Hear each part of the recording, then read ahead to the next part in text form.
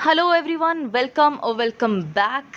Operation सिंदूर जो कि बहुत सक्सेसफुली कैरी आउट करा गया है इंडियन आर्मी और एयरफोर्स के द्वारा, और जिसके प्रूफ अब हमें मिलने लगे हैं। अभी तक क्या था, हमें सिर्फ इतना पता था कि 9 लोकेशंस फाइंड आउट करी है इंटेलिजेंस एजेंसीज़ हैं जो इंडिया की। उन्होंने 9 लोकेशंस को टारगेट करने की सलाह दी थी आर्मी को, और वही 9 लोकेशंस को टारगेट किया गया है। लेकिन हमारी तरफ ऐसी कोई इन्फॉर्मेशन अभी तक नहीं आई थी कि क्या कैजुअल्टीज़ हुई हैं, क्या कोई टेररिस्ट मारा भी गया है या नहीं। हालांकि जब टेररिस्ट कैंप पे हमला होता है तो ऑफ कोर्स उसमें टेररिस्ट मारे जाते हैं, लेकिन कोई बड़ा नाम उसमें शामिल है कि नहीं, ये हमें नहीं पता था। और अब ये खबर हमें मिल रही है कि मसूद अजहर की फैमिली को वाइप आउट कर दिया गया है इन स्ट्राइक के द्वारा। बहुत बड़ी खबर है। मसूद अजहर कौन है जिनको नहीं पता? सबसे पहले तो बहुत बड़ा टेररिस्ट है। ऑलमोस्ट एवरी अटैक जो इंडिया में हुआ है उसमें जैश ए मोहम्मद का हाथ है, जो कि फॉर्म किया गया था मसूद अजहर के द्वारा। ठीक है, जैश ए मोहम्मद पर भी कुछ बात करेंगे, मसूद अजहर पर भी कुछ बात करेंगे, जो ऑपरेशन सिंदूर है उसको भी थोड़ा डिस्कस करेंगे, और बाकी कौन कौन टेररिस्ट इसमें मारे गए हैं, क्या क्या कैजुअल्टीज़ हुई है, सब कुछ हम डिस्कस करेंगे। पाकिस्तान का रिटेलिएशन होगा कि नहीं, क्या उसके चांसेस हैं, उसको भी हम डिस्कस करेंगे। पाकिस्तान का रिएक्शन डिस्कस करेंगे। सो इस वीडियो को शुरू करने से पहले कि मेक श्योर आपने मेरे इस वीडियो को लाइक और शेयर करा हो और चैनल को सब्सक्राइब करा हो, ताकि फ्यूचर में मैं जो भी वीडियो लेके आऊँ उसका नोटिफिकेशन आपको टाइमली मिल जाए। तो शुरू करते हैं इस वीडियो को। देखिए, ऑपरेशन सिंदूर बहुत ही गर्व की बात है हर एक इंडियन के लिए, क्योंकि 22 अप्रैल को जब हमारा पहलगाम वाला अटैक हुआ था, कितने इनोसेंट की जान गई थी, जिसमें 26 इंडियन सिटीजन्स थे और एक नेपाली सिटीज़न था। ये मिनिस्ट्री ऑफ होम अफेयर्स ने डाला है आज ही अपने PIB दोबारा जो वेबसाइट है उस पर।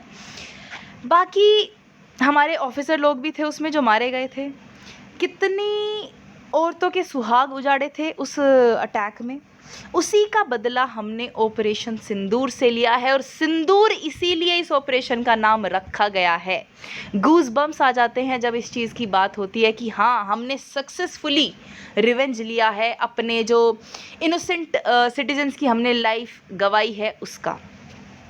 देखिए, पहले थोड़ा सा हम ऑपरेशन सिंदूर के बारे में बात करेंगे। जो 9 जगहें थी जो इंटेलिजेंस एजेंसीज़ ने बताई थी कि यहाँ पे हिट करना चाहिए, वो थी मुजफ्फराबाद, कोटली, बरनाला, सियालकोट, मुरिद के Sarjal. I don't even know कि मैं इस वर्ड को सही से प्रोनाउंस कर भी रही हूँ या नहीं।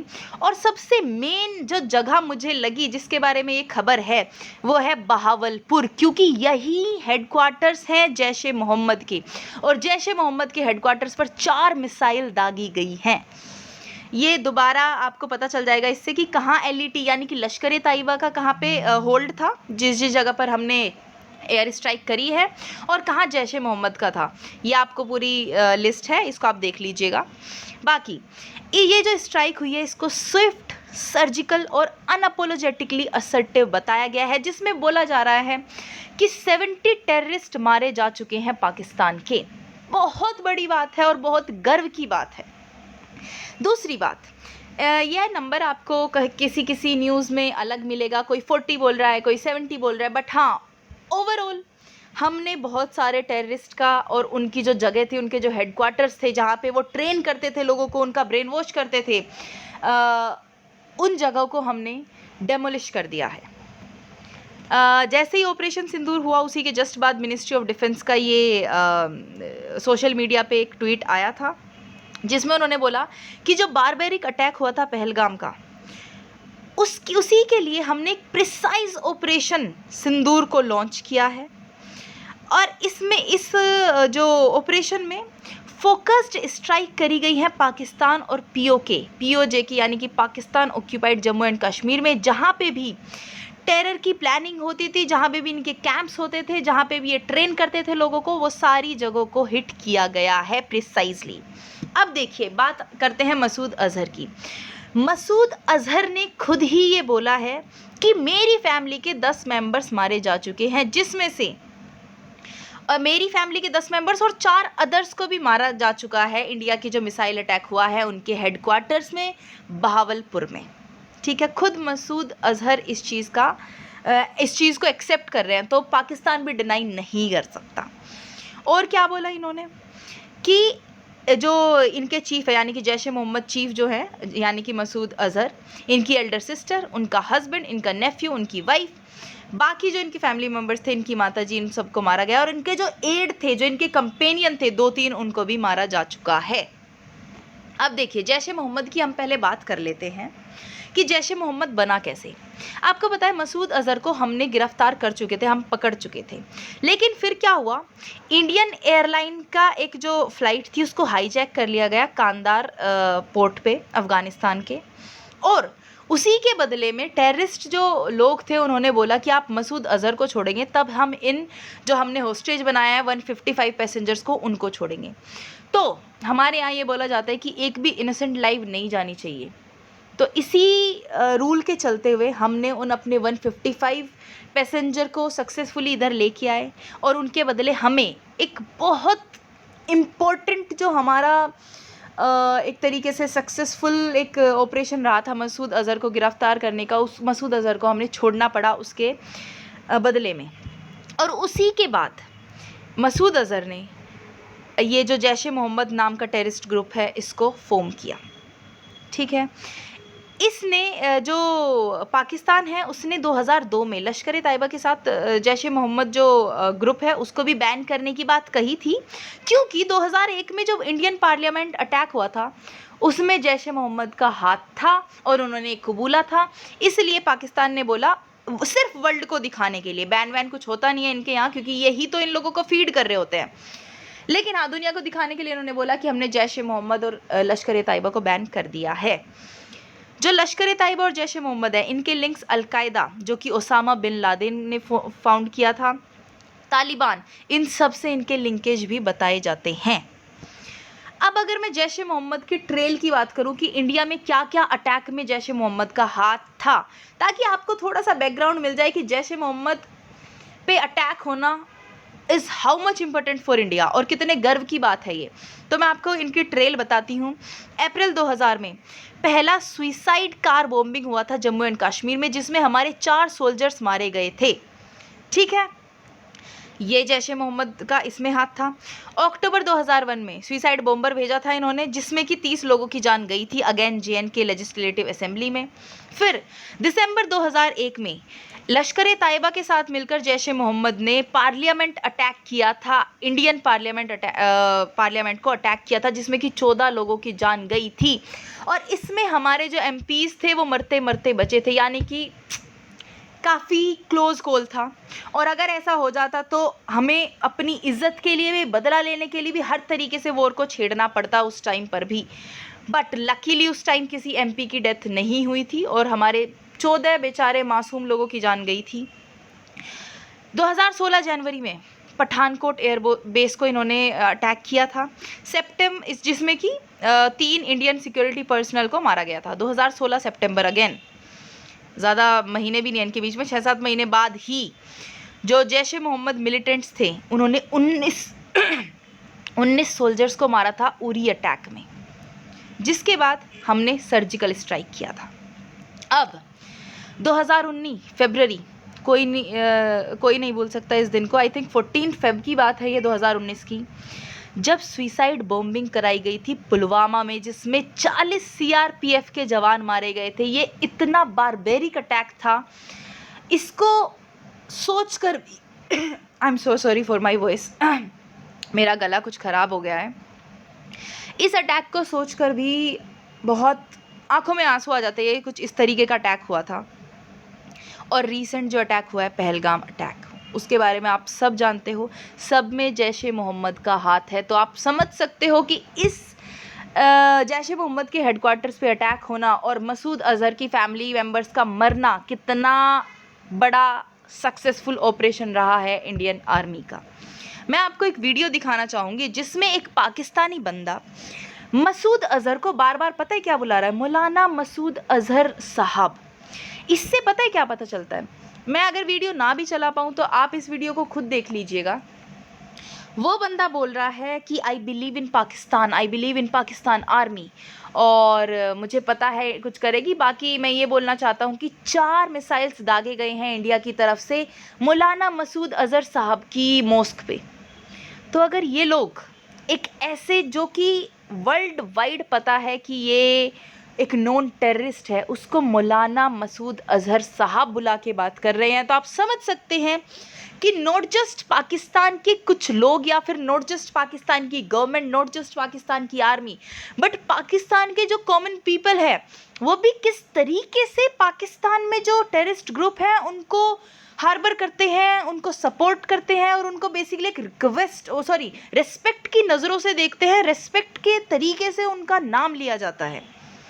तो this shows to the whole world कि पाकिस्तान अभी भी टेररिज्म को हार्बर करता है, उनको सपोर्ट करता है, उनको वेपन्स देता है, और उनसे हमले करवाता है उनकी हेल्प से इंडिया में। अभी ऑपरेशन सिंदूर की बात करते हैं। अच्छा, एक और टेररिस्ट की बात करते हैं जो मारा गया है, उनका नाम है यकूब मुगल।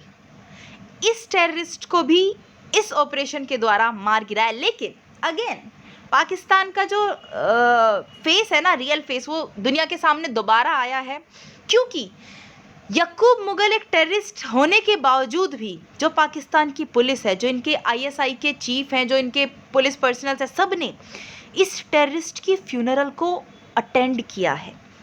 ओके, अब आप ये देखिए, ये जो पिक्चर है ना, इसमें जो बॉडी ले जाई जा रही है, इसको बोला जा रहा है कि यकूब मुगल की बॉडी है, जो कि एक नॉन टेररिस्ट है।